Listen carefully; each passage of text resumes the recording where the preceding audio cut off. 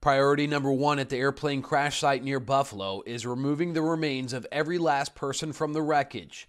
The Erie County Medical Examiner's Office says it's going to take 3 or 4 days to collect all the remains.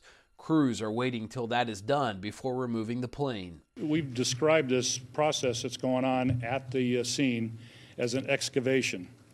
And that's truly what it is, because keep in mind there's an airplane that fell on top of a house, and they are now intermingled, and the house and the airplane are together. Officials say that early evidence shows both engines were working properly when the plane crashed. Even though the airplane data from the black box shows that the wings were being covered with ice, officials have not yet determined a cause. It was just a sudden catastrophic event that took place, and then 30 seconds later they impacted the ground.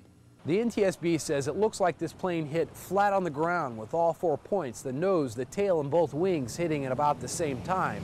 But in a bit of a surprise, instead of the plane facing towards the runway at Buffalo, the nose is facing in the complete opposite direction. So there's a possibility this plane was involved in a flat spin. People from all walks of life were on board Continental Connection Flight 3407.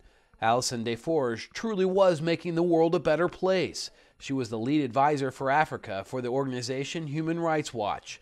Desforges' husband says she was returning from London, where she spoke to a member of parliament about the current government in Rwanda. She was a person who had a great deal of intelligence and a great deal of energy, but the most important thing was that she had a great deal of dedication to helping other people. This was going to be a happy weekend for Maddie Loftus. She was supposed to be playing in an alumni hockey game at Buffalo State College. Instead, her friends and former teammates played without her.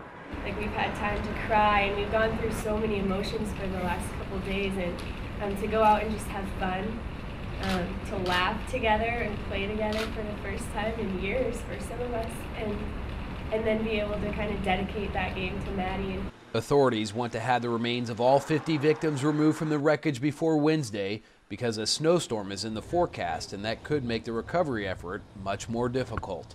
Mark Carlson, The Associated Press, Clarence Center, New York.